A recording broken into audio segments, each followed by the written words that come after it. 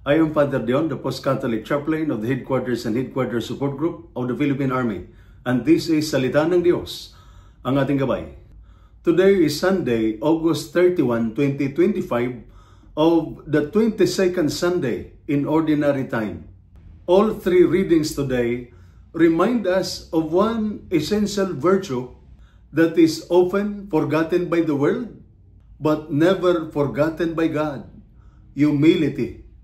Today's first reading, taken from the book of Sirach, chapter 3, verses 17 to 18, 20, 28 to 29, tells us that humility is to walk with gentleness. Sirach tells us, conduct your affairs with humility, and you will be loved more than a giver of gifts.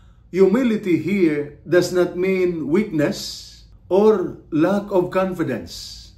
It means knowing our place before God.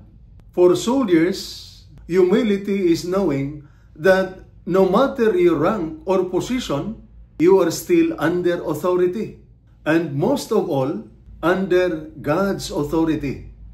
For families, it is remembering that strength is shown not by shouting the loudest, but by listening, forgiving, and serving. Humility makes us approachable, and humility allows God's grace to flow through us. The second reading, taken from the letter to the Hebrews, chapter 12, verses 18 to 19, and 22 to 24, reminds us that our humility comes from the truth that we belong to God's kingdom.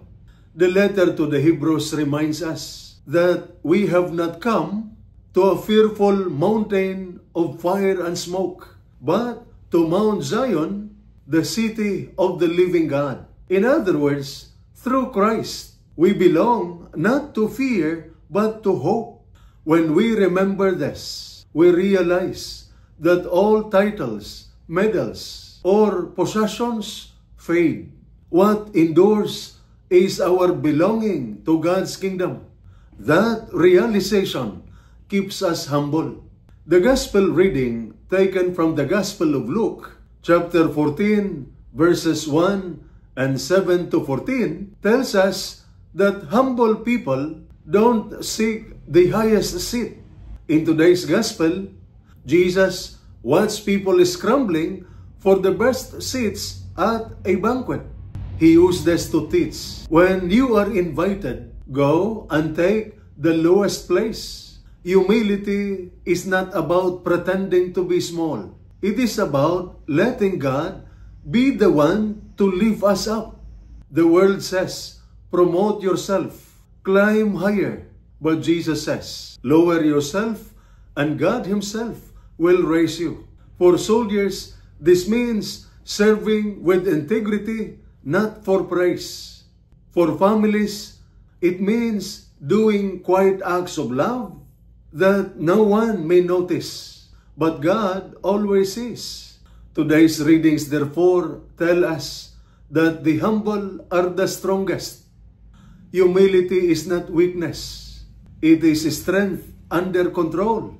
It is knowing that real greatness does not come from power or position, but from serving with love and mercy.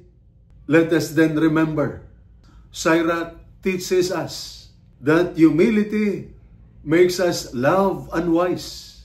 Hebrews reminds us we belong to God's kingdom. The Gospel calls us to choose the lowly place and let God lift us up. And this is Salita ng Diyos, ang ating gabay. Let us pray. Lord, teach us to be humble, not to seek honor for ourselves, but to give honor to you. May we serve with sincerity, lead with compassion, and live with humility. Bless our soldiers and their families with strength that comes from serving quietly, courage that comes from trusting you, and honor that comes from humbly walking before you. Amen. And may the Almighty God bless you and your family, the Father, the Son, and the Holy Spirit. Amen.